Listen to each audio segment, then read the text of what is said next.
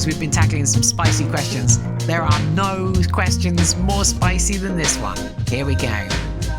Should we be supporting transition in young people? Should we be supporting transgender young people if so many later go on to detransition? Now, this comes from those 1980 studies we've talked about. There are 5 of them, a bunch that looked at very broadly, like a very broad definition of gender non-conforming children and young people, and they found that 80% didn't go on to be transgender adults. That's a high desistance rate in inverted commas. Now, that's important stuff, right? Like if lots of people are going on to detransition or desist in inverted commas, awful terminology, I know, then maybe we need to be quite cautious in how we work with children and young people. Should they be engaging in transition at all if there's such a high risk of them detransitioning later? There was a great article from Winters and Temple Newhook basically challenging those 8 studies on that fact, saying that, they look at a very broad definition of gender nonconformity, and if we look at discretely transgender children and young people with a stronger cross-sex identification, we'll find that those kids don't grow up. They do grow up. They don't grow up to desist. They grow up to be transgender adults much more frequently. Kenneth Zucker had a problem with Winters and Temple Newhook, particularly in how they sort of challenged those studies. Zucker described it as a form of empirical and intellectual erasure to ignore the outcome of those studies. And Winters and Temple Newhook replied by saying, Dr. Zucker writes that we were mistaken to omit Green's 1987 study. However, modern understanding and social context of human diversity in gender identity and sexual orientation have evolved greatly from the mindset pre-homosexuality, pre-transsexualism, and the treatment of either in the 1980s.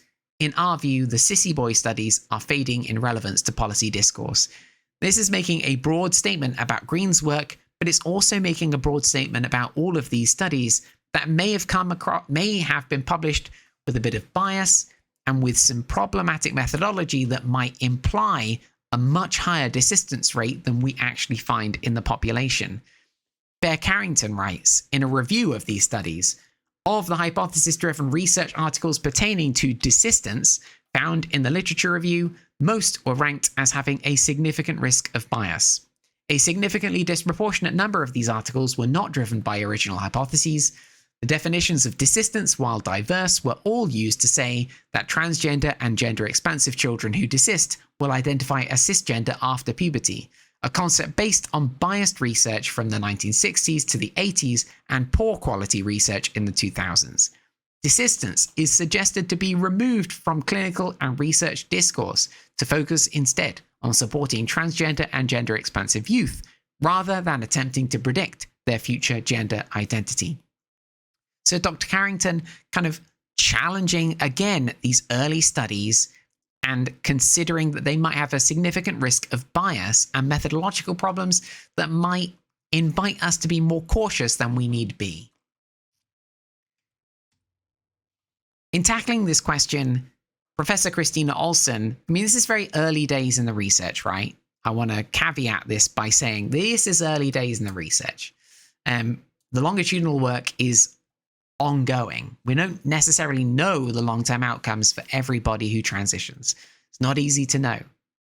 But Christina Olson this is Christina Olson here, she took 317 initially transgender youth who had engaged in social transition. Again, children only have the access to social transition, can only socially rather than medically transition, only need that kind of transition at young ages.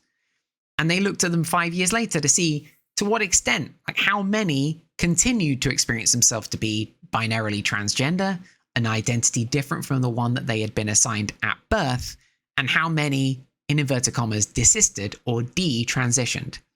They find that 94% of those young people, those children, continue to experience themselves as binary transgender, as the identity they had expressed at the beginning that they had socially transitioned into 5 years later. 94%.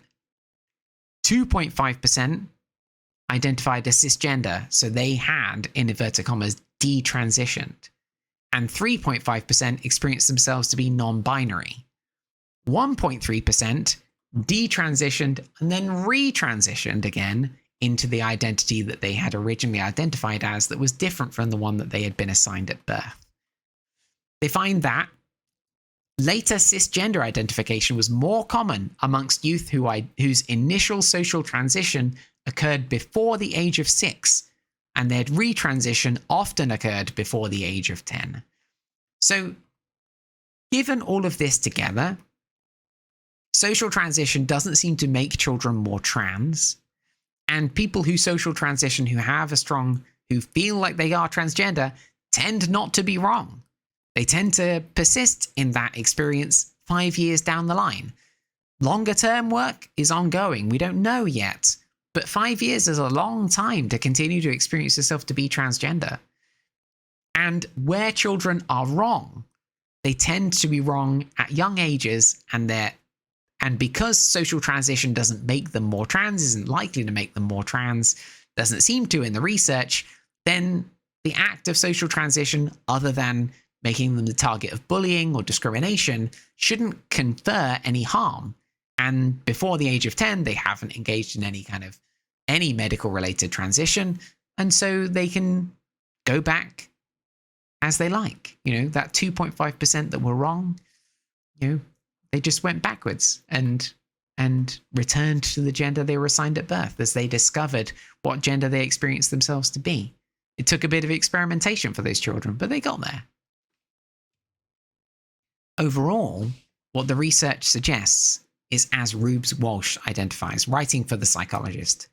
Dr. Rubes Walsh said this: when children want to explore a social transition, the potential for harm in letting them choose clothes, pronouns, even a name that make them feel more comfortable is dwarfed by the harm of stopping them and undermining their identity. Social transition is not the worst thing in the world. It seems not to make children more trans, and it gives them an opportunity to experiment with an identity where most children are right and the few children are wrong doesn't really matter. It's a process of discovery. Sometimes it takes a bit of experimentation, and prohibiting them from experimenting could cause harm, given that 94% of those young people are probably right. They're trans. At least for the next 5 years, they'll stay that way. In terms of longer term work, that is ongoing. Now, you might have questions about, adults and gender confirming surgery. For example, I wanted to introduce you to this cool study that just came out very, very recently. A study by Brianna Jadrzejewski and colleagues. They basically found that of the 1,989 individuals undergoing gender affirming surgery, 6 of them ended up requesting reversal surgery or transitioned back to their sex assigned at birth.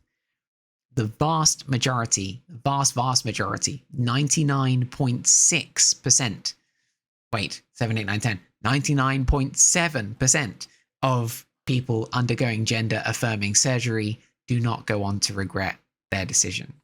It's a huge, in terms of elective surgeries, I invite you to go and take a look at the regret rate for knee surgery, because, oh my goodness, the regret rate for knee surgery is surprisingly high. And comparatively, this is one of the lowest regret rates for any elective procedure, any elective surgery on the market. Fascinating.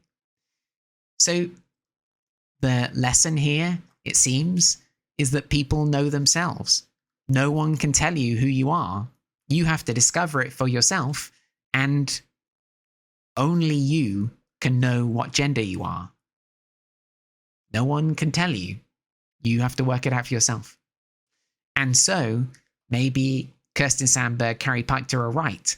That maybe, just maybe, we should be saying to parents, congratulations, it's a boy, or congratulations, it's a girl. But at some point, you're going to have to ask them. Thanks very much for joining me. In the next one, we carry on our journey. What does this mean for models of gender? What model of gender could we endorse and advocate? that could allow all children and young people, and indeed all adults, all of us in the gender diverse world, to find a place to belong. Look forward to seeing you in the next one.